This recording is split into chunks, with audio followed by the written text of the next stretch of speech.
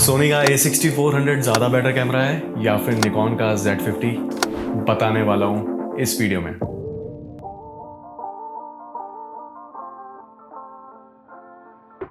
Z50 और A6400 मोर और less दोनों एक जैसे फीचर्स रखने वाले कैमराज हैं, जहां पर Z50 आपको मिल जाता है 70 से 75 हज़ार रुपए के बीच में विद द किट लेंस। वहीं पर 6400 आपको पड़ जाता है 70 से 75 हज़ार with the body only. That's why ये क्रिएट करता है कंफ्यूजन, स्पेशली उन लोगों के लिए जिनका बजट हो जाता है 70 से 90 हज़ार के बीच का। होपफुली इस कंफ्यूजन को मैं दूर कर पाऊंगा after this video.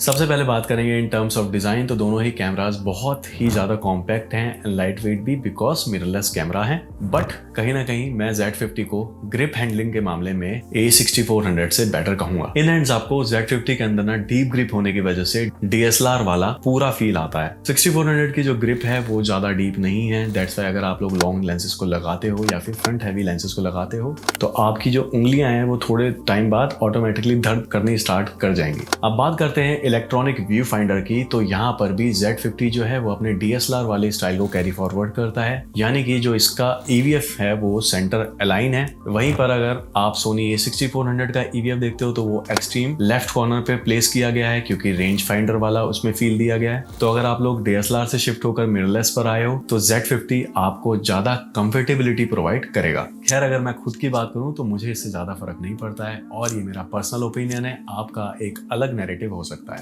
If I talk about the LCD तो 6400 आता है 3 इंचेस की टिल्ट अप स्क्रीन के साथ, जो कि फुली टच स्क्रीन नहीं है, टच टू फोकस ही कर सकते हो आप। वहीं पर Z50 की जो स्क्रीन है वो भी 3 इंचेस की है, टच स्क्रीन है, लेकिन टिल्ट डाउन वाली स्क्रीन है। क्यों इतनी नाइंसाफी की गई इस कैमरा के साथ, आप खुद सोचो।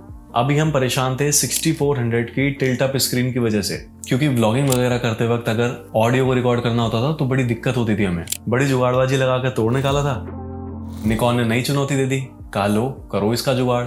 कम ऑन टेल मी निकॉन, मैं ट्राइपॉड पर लगाकर Z50 की टिल्ट डाउन स्क्रीन का क्या करूं? जोक्स अपार्ट, टच स्क्रीन बुरा नहीं है, स्क्रीन बुरी नहीं है, बट प्रैक्टिकलिटी कहाँ है in terms of uses? Practicality से याद आया सोनी का Massey menu system.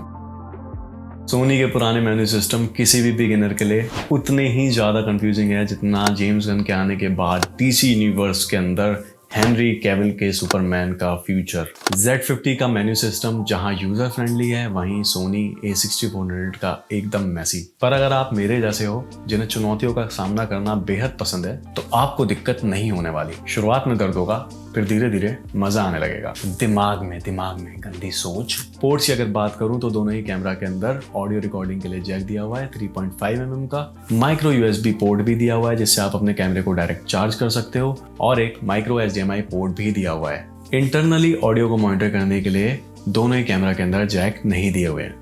And in terms of connectivity दोनों ही कैमरा के अंदर ब्लूटूथ वाईफाई दिया हुआ है, बट 6400 के अंदर NFC दिया हुआ है, जबकि Z50 के अंदर नहीं दिया हुआ है। मेजॉरिटी में NFC का लोग ज्यादा यूज नहीं करते हैं, तो Z50 के अंदर NFC का ना होना is not a big deal in my perspective. अब इतने सारे पोर्ट्स मिल जाते हैं तो ये सवाल आता है कि क्या ये दोनों कैमरा वेदर सीलिंग हैं या नहीं? हाँ जी, दोनों ही कैमरा वेदर सील्ड बॉडी के साथ आते हैं, लेकिन ना ऐसे ब्रांड्स ने ऐसे छिड़काव कर दिया है इनके ऊपर कि ये वेदर सील्ड बॉडी है इनकी। क्योंकि अगर Z6, Z7, A7, R4 जैसे कैमरा से इनको कंपेयर करूं तो ये ज्यादा हार्डकोर रिजिड नहीं बनाए गए हैं। ऑफ कोर्स कॉस्ट कटिंग करी गई है यहाँ पर, तो थोड़ी बहुत डस्ट झेलने या फिर 4-5 बूंदे गिर गई शूट करते वक्त तो इतना तो ये दोनों कैमरा संभाल लेंगे। बट अगर आप लोग एकदम हार्डकोर सिचुएशन में हो तो आई डोंट रिकमेंड कि आप लोग इन दोनों कैमरास को लेकर घूमना फिरना शूट कर। जहां पर मेन्यू सिस्टम के मामले में Z50 बेटर था 6400 से, वहीं पर कस्टम बटन्स के मामले में ये पीछे रह जाता है, बिकॉज A6400 के अंदर ज्यादा कस्टम बटन्स दिए हुए हैं, तो ये ज्यादा प्रैक्टिकलिटी को प्रोवाइड करता है, बिकॉज इन कस्टम बटन्स के थ्रू आप अपनी खुद की बनाई हुई सेटिंग्स को सेव कर सकते हैं और इसकी वजह से जो आपका वर्क फ्लो है वो काफी फास्ट हो जाएगा। बैटरी लाइफ की अगर बात करूं, मोर और लेस ज्यादा कुछ फर्क नहीं है। जहां पे Z50 320 शॉट्स निकाल पाता है पर सिंगल चार्ज, वहीं पे A6400 निकाल पाता है अप्रॉक्स 360 to 410 शॉट्स पर सिंगल चार्ज। मोर और लेस इससे ज्यादा फर्क नहीं पड़ता है, क्योंकि आपको इन दी एंड 3 से 4 स्पेयर बैटरीज तो खरीदनी ही पड़ेंगी दोनों कैमराज में। एंड अगर बात करूं कार्ड प्लेसमेंट की, तो दोनों कैमरा के अंदर कार्ड लगते हैं उनके बैटरी कंपार्टमेंट वाले सेक्शन में। आई विश किसी प्रोफेशनल कैमरा की तरह यहाँ पर साइड में कहीं पे SD कार्ड को लगाया जाता, ना कि कैमरा के बैटरी वाले सेक्शन में। सेंसर कंपैरिजन करते हैं तो सेंसर भी यहाँ पर दोनों के अप्रॉक्स एक जैसे ही हैं। APS-C सेंसर हैं और दोनों ही कैमरा के अंदर यूज किया गया है बैक साइड इल्यूमिनेटेड सेंसर वाली टेक्नोलॉजी का। बेसिकली BSI सेंसर जो होते हैं वो ज्यादा लाइट कैप्चर करते हैं नॉर्मल सेंसर से, दैट्स व्हाई BSI सेंसर ज्यादा अच्छी लो लाइट परफॉर्मेंस निकाल कर दे पाते हैं। मेगापिक्सल काउंट में थोड़ा सा फर्क है, जहाँ A6400 आता है 24 मेगापिक्सल के साथ, वहीं आता है Nikon Z50 21 मेगापिक्सल के साथ, टेक्निकली 20.9 मेगापिक्सल के साथ आता है। सेंसर अलग है, ब्रांड्स अलग है, दैट्स व्हाई इनमें लगने के लिए माउंट्स भी अलग है। तो Z50 में मिल जाता है Z माउंट या Z माउंट, वहीं पर Sony A6400 में मिलता है E माउंट। बेस्ट कौन सा माउंट है ये एक्चुअली डिपेंड करता है फ्यूचर में आपके पर्पस के ऊपर। क्लियरिटी के लिए फॉर एग्जांपल सोनी ने E माउंट लेंसेज बनाए और उसे कर दिया यूनिवर्सल माउंट अपने इकोसिस्टम के लिए, यानी कि सोनी के सिनेमा लाइन से लेकर मिररलेस कैमरास तक में यूज होता है सोनी का E mount. That's why E mount lenses हमें पड़ते हैं थोड़े से महंगे और E माउंट लेंसेज की वैरायटी भी अच्छी खासी देखने को मिल जाती है। और साथ में थर्ड पार्टीज भी अच्छे खासे लेंसेज बनाती है, जैसे कि सैमयंग, टैमरॉन, विल्ट्रॉक्स वगैरह वगैरह। कंपेयर करूं अगर Z माउंट से, तो Z माउंट अभी अपने बढ़ते हुए स्टेजेस पर है, इसीलिए वैरायटी तो अभी बहुत सारी नहीं मिलने वाली Z माउंट लेंसेज की। लेकिन अगर आप निकॉन के DSLR वाले लेंसेज को पहले यूज करते थे तो आप अडेप्टर के थ्रू यूज कर सकते हो अपने DSLR वाले ओल्ड लेंसेज को, और ये DSLR वाले लेंसेज आपको सस्ते भी पड़ेंगे, इस चाहे आप नेटिव लेंसेज लो या फिर थर्ड पार्टी लेंसेज को। खैर, लेंसेज किसी भी ब्रांड के हो सस्ते तो नहीं होते। अब बात करेंगे उस एस्पेक्ट के ऊपर जो कि किसी भी प्रोफेशनल के लिए या फिर बिगिनर के लिए सबसे ज्यादा इंपॉर्टेंट होता है। Z50 में आपको मिल जाते हैं 209 ऑटो फोकस पॉइंट्स, वहीं पर A6400 के अंदर मिल जाते हैं 425 पॉइंट्स। फेस डिटेक्शन, आई डिटेक्शन दोनों ही कैमरास में मिलेंगे।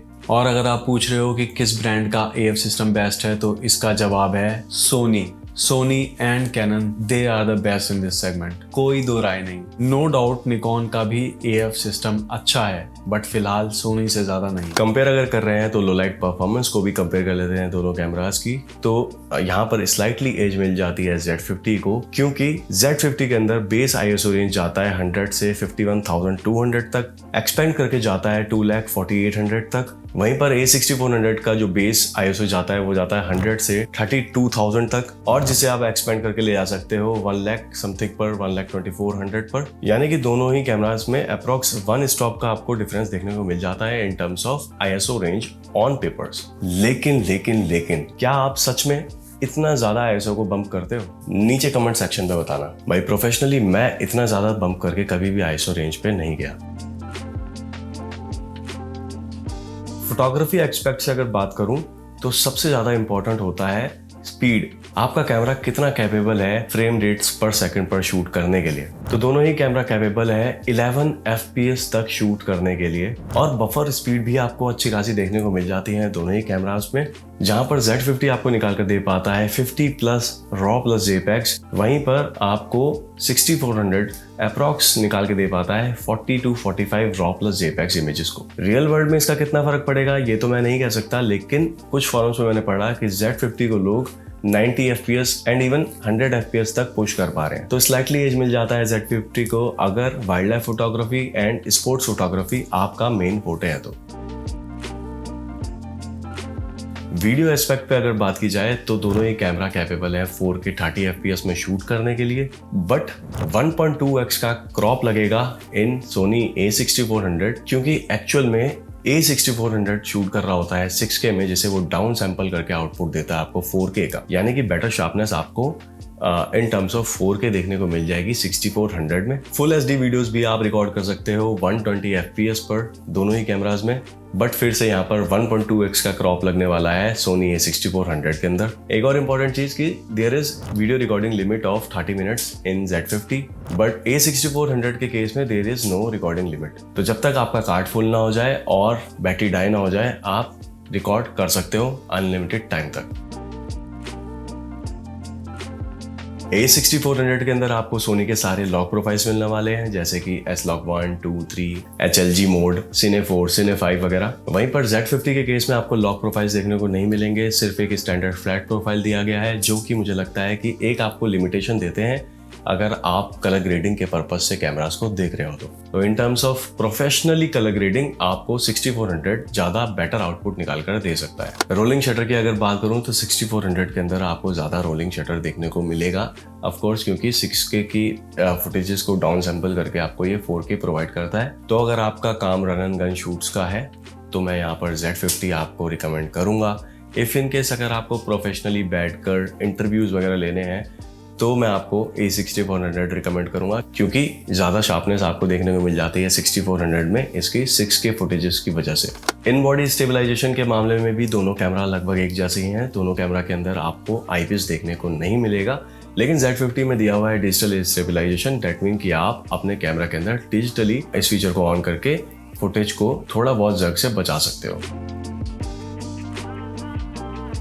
तो फाइनली कौन सा कैमरा बेटर है? तो आपको इन फ्यूचर अगर प्रोफेशनली आगे बढ़ना है तो आई रिकमेंड सोनी A6400, क्योंकि कस्टम मेन्यूज, कस्टम बटन्स के मामले में ज़्यादा बेटर है। आप अपने हिसाब से अपने तरीके से वीडियोस की सेटिंग और फोटोज की सेटिंग को सेव कर सकते हो। लॉक प्रोफाइल्स में भी बेटर है, आपको S-Log 1, S-Log 2, S-Log 3, HLG जैसे फीचर्स भी मिल जाते हैं। बेटर ऑटो फोकस सिस्टम भी मिल जाता है। तो अगर आपको मेजरली प्रोफेशनल लेवल वाली वीडियोस बनानी है, चाहे वो इंटरव्यू वीडियोस हो, टॉक शोज हो, या फिर किसी भी तरीके का वेडिंग का काम हो, फोटोग्राफी हो, वीडियोग्राफी हो, तो professionally A6400 is a better choice because of the Sony's wider ecosystem. आपको बेटर लेंसेज के ऑप्शंस भी मिल जाते हैं। इवन दो अगर आप लेंसेज रेंट पर भी हायर करते हो ना, तो भी आपको सोनी के लेंसेज ज़्यादा ईजिली अवेलेबल हो जाते हैं। Z50 वो लोग ले सकते हैं जो कि कैमरा एंथुसियास्ट हैं, या फिर व्लॉगिंग करना चाहते हैं, डे टू डे लाइफ में एक कैमरा जिन्हें चाहिए, या फिर वो लोग ले सकते हैं जिनका खींच खांच के जो बजट बनता है वो 60 से 65 हज़ार रुपये तक का ही बन पाता है।